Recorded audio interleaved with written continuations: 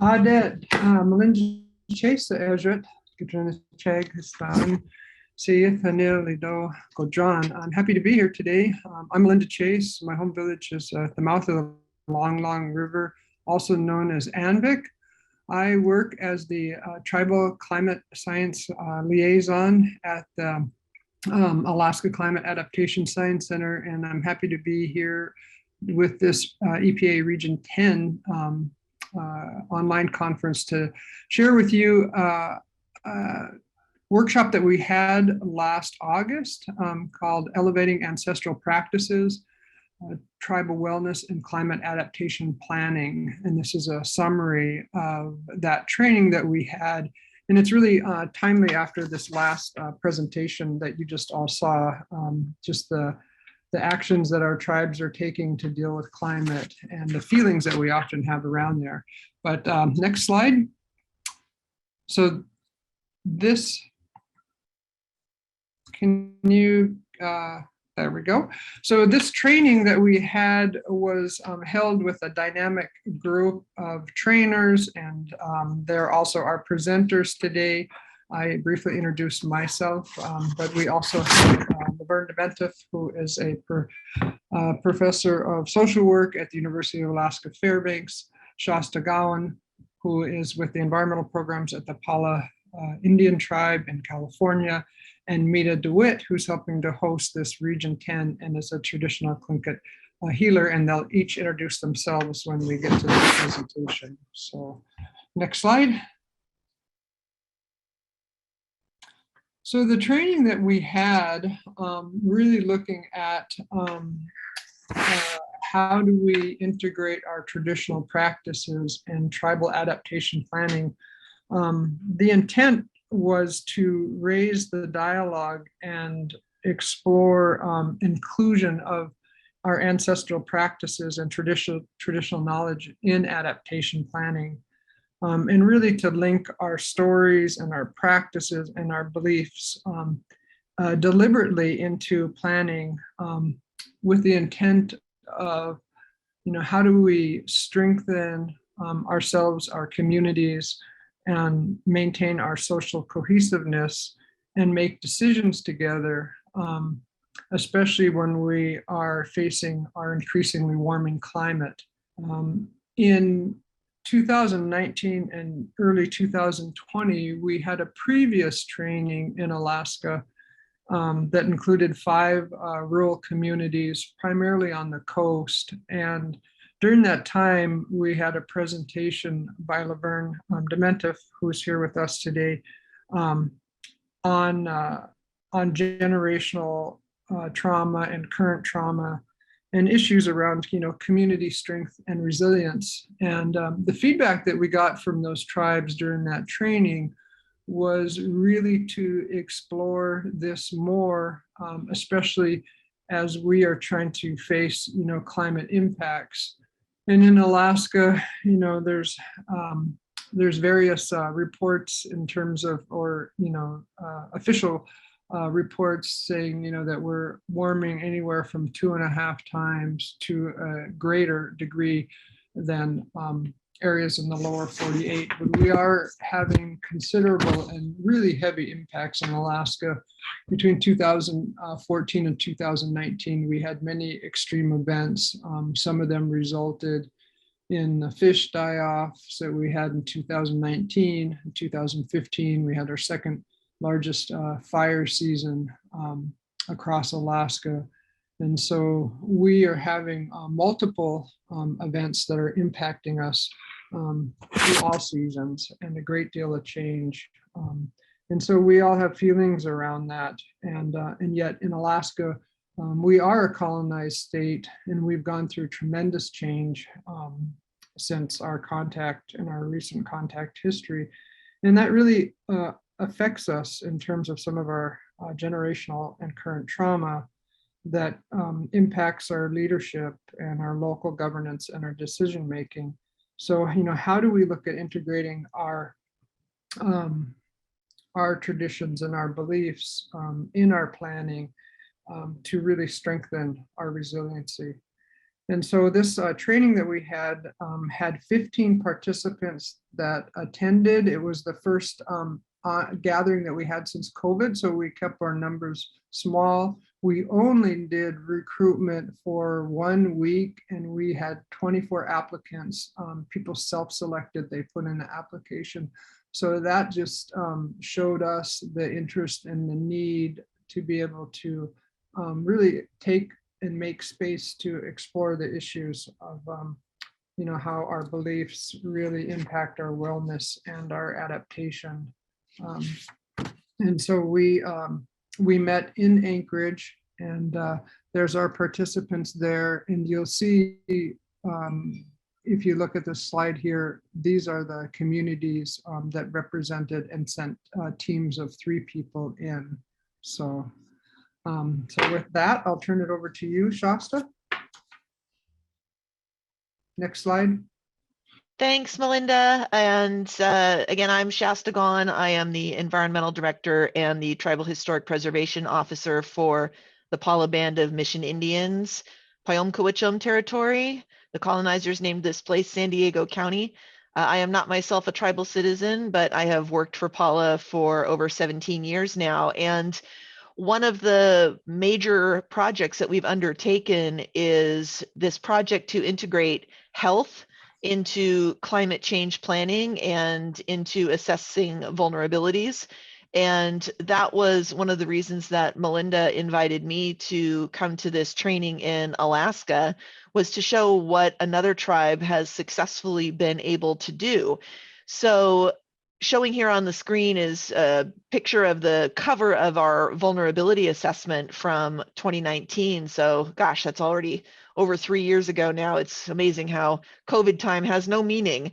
But one of the things that we did differently, and one of the things that I really want to be able to share with other tribal communities throughout the nation, is the integration of health consideration into climate planning. And I think there's a lot of training available on doing climate vulnerability assessments and climate adaptation plans, but they're not tribally specific, and they don't necessarily include the things that tend to be the most important to tribal communities. And so we're lumping those together as health vulnerabilities, because for tribes, health is not just about how you feel. It's not just about physiological health. So obviously there are things we need to be concerned about in Southern California, like some of the impacts of drought on the transmission of disease. There's an increase in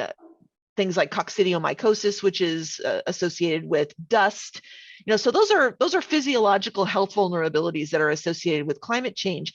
But for tribes, there's also these really important mental, emotional, spiritual, and social and cultural impacts that come under the umbrella of health.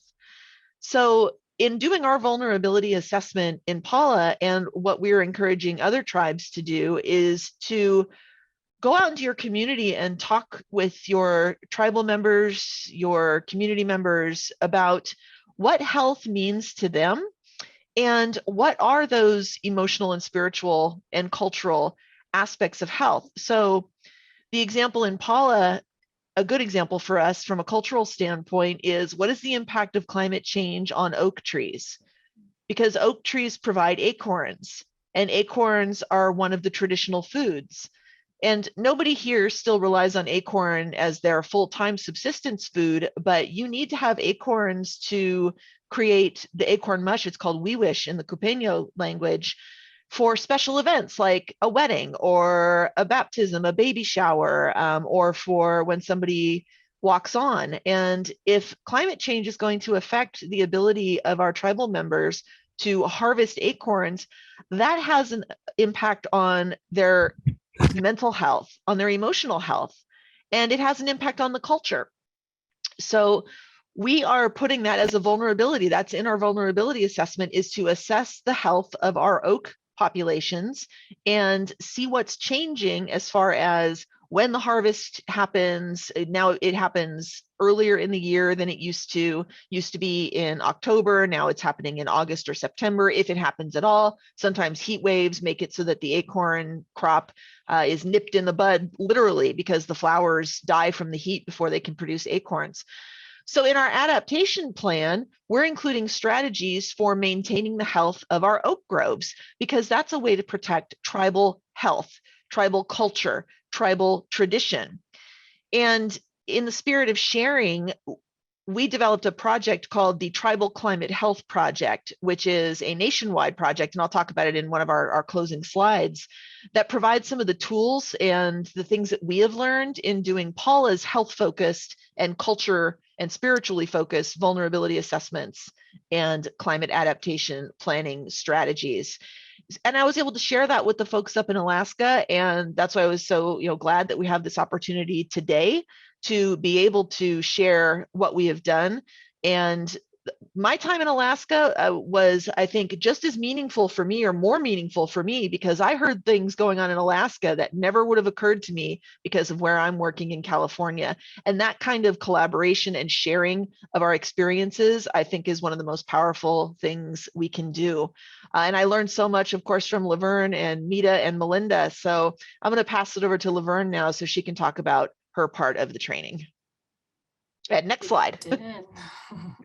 Dogadin Shasta, thank you. Hello everyone. My name is Laverne Dementif, and my family is originally from the area of Holy Cross and Anvik in Southwest Alaska.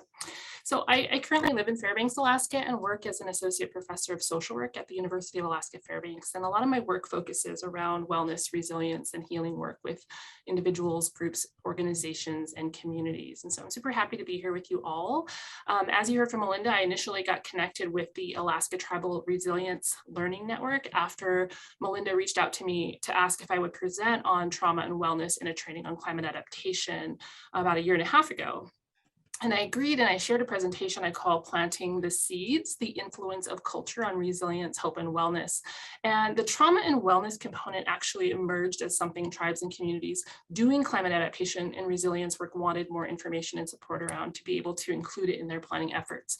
So I was super excited that to be a part of that, this training, and super happy that Melinda, and grateful that Melinda asked me and just had the vision to be able to incorporate, wellness and trauma and healing in these trainings.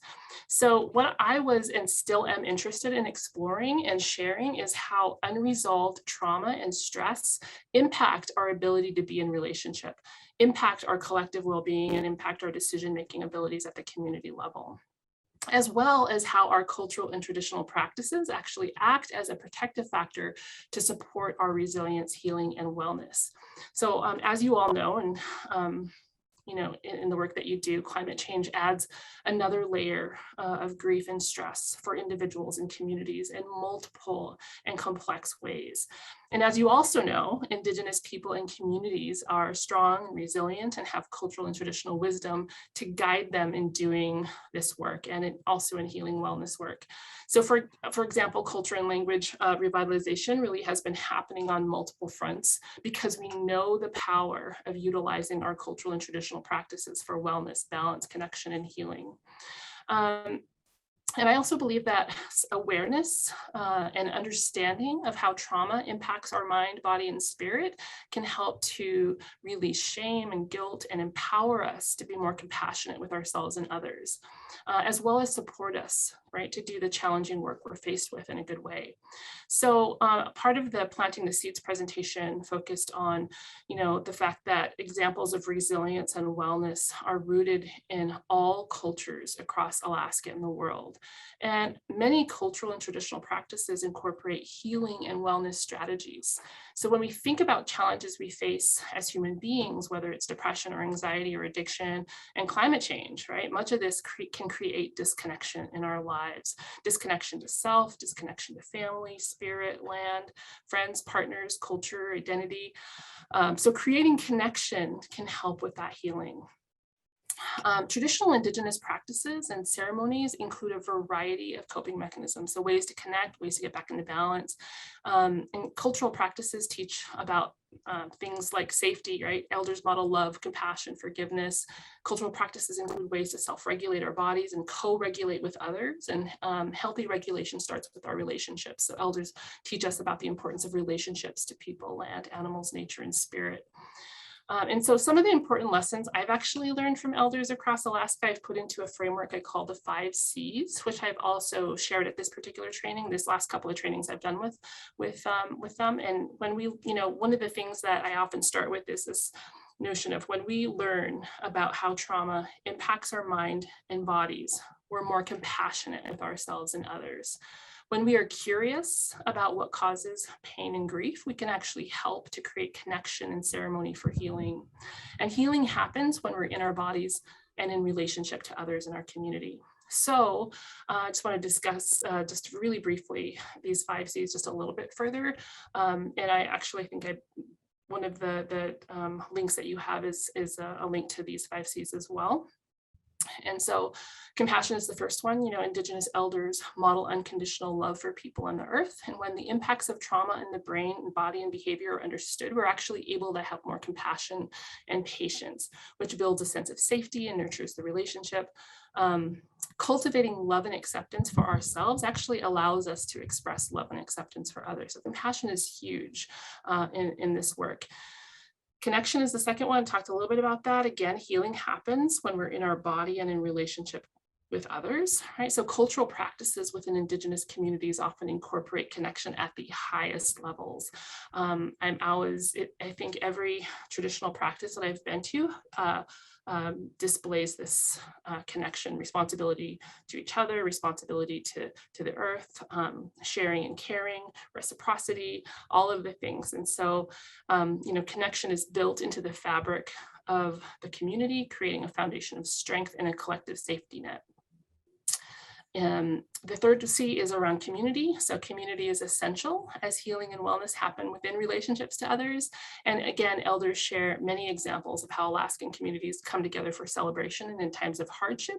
And this is how we have survived and thrived. Curiosity is the fourth one, right? The 4th C, elders teach us to observe the world around us and be open to signs that help to guide us in our life and our work. So we have to be critical thinkers and explorers as we work towards healing and wellness with individuals and communities. And then the 5th C is around ceremony, and ceremony creates connection to a higher power, to spirit, to ancestors, and to each other, and actually helps to bring us and our communities back into balance. So there are diverse examples of these 5 C's in all communities and cultures across the world. And this framework can help us to reflect on elder and community wisdom and actually be intentional in our strategy so that we can do good work together. And with that, so thank you for listening, Dogetin, and I'll pass it on to Mita to talk about her role. Ganesh Chish, Laverne. I just also want to point out that Shasta is from Artok Region 9. So welcome, Shasta, for being here with us today. And I also want you to look at slide number 2 at our group picture. You guys literally swapped outfits. So just a kind of a funny little thing there. So during this gathering, we came together and of course we implemented our traditional Indigenous facilitation methodologies. So coming in together and smudging and setting intention and having a talk or talking stick there. We are blessed with having a Maori box of knowledge there with us as well. And instead of just talking about our traditional ways of doing things, actually doing some traditional ways of doing things. And that was one of the blessings of working with this group in this space. So researchers went up and they started working with an Inuit group up in Canada, and they came back hearing that action feels better than anxiety when dealing with climate change, which, as any of you know, working within your communities, that it feels better to get things done, right? But we can also burn ourselves out.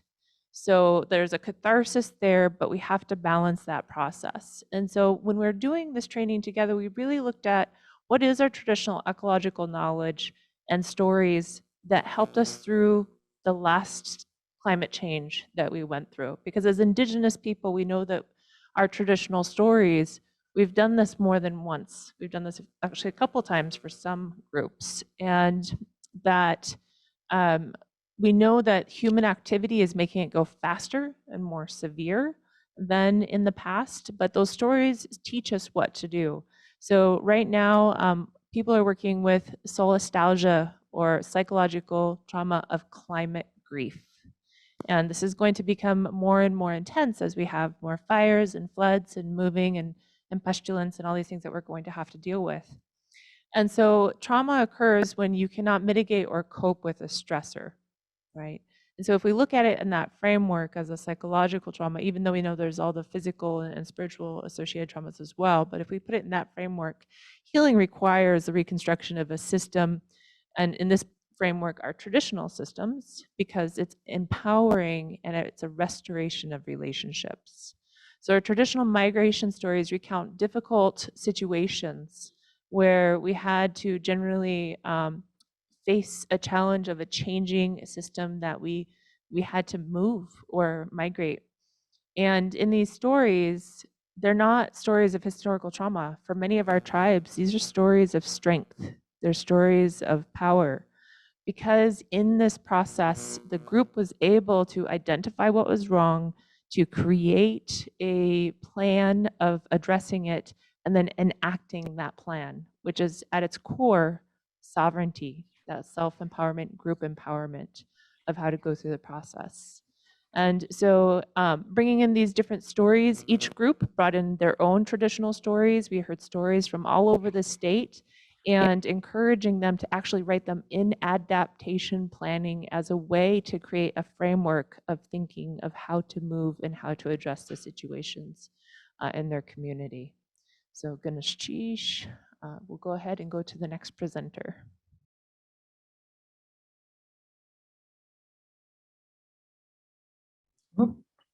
And that is me. Yes, so as you can see, we had just dynamic presenters, and with that, dynamic participants, and a great deal of dialogue and conversation. And some of the feedback that we got was that people felt like the time together wasn't long enough, that we were there for 2 days, and clearly we moved into a depth of conversation that people felt like we could have spent a third day, and really taking the time to acknowledge that our traditional knowledge is our guide. And we know that in many of our communities, there's been a breakdown or fragmentation, in part, because of our contact history or colonized history, and yet we have revitalization efforts going on. And how do we really be very intentional and deliberate about them, and recognize certain groups that we really need to support, like our youth, involving them, and then taking that action. I think Mita presented how critical it is, and how much our people and generations before us have taken action, and that that's something that we feel strength from when we do that. So this is clearly an area that we have found that tribes are and our population is wanting to explore more. And so it was all positive feedback. So next slide. So what are some of the steps? We didn't want to just tell you about this training, but we did want to encourage you to really think about, to integrate health and wellness in your tribal adaptation planning, your plans, and the dialogue and the work that you're doing with your community and with individuals in your community. And some of the ways that you can do that is to identify any existing tribal health or wellness or cultural revitalization plans, and expand those plans and mainstream climate issues in plans. Many communities are doing a great deal in this area, and can include climate issues, folding them in. you can talk to your community members, tribal members in different groups about what they're experiencing, what they're going through. And some of it is not always, a negative thing. I mean, the prior presentation where we saw those fish reintroduced to the streams there and the Northwest tribes, that was really exciting to see. So, we do have some things with the adaptation action that we're taking that are positive. Gather information. Some of our communities have gone through a great deal of change. My own home community has experienced missionization, and so has another close by community. So we have two missions that were established in our area, and there's been a great deal of recording of some of our knowledge, but then our knowledge is often spread in many different places. If it is in, potential books or certain records, or maybe our institutions and our native entities hold them, but being able to gather some of that information together and look at how to integrate it into your plan or reintroduce it. So those are some things that people can take action on, and then connect with partners or partner organizations, that really can assist you in that type of planning. So, all right, and Shasta, I'll turn it over to you to wrap up with some other resources. Okay, thanks. And this presentation should be available to all of you through the Whova platform. And so these are hyperlinked to some resources, but this is just a tiny fraction of what's out there. So one thing I wanted to mention was the Status of Tribes and Climate Change, or STAC report, that was funded by the BIA and written and put together by a team with the Institute for Tribal Environmental Professionals. And it was tribal members and tribal serving professionals from all over the nation. And we did have a specific chapter on health and well-being. I was one of the co-authors for that.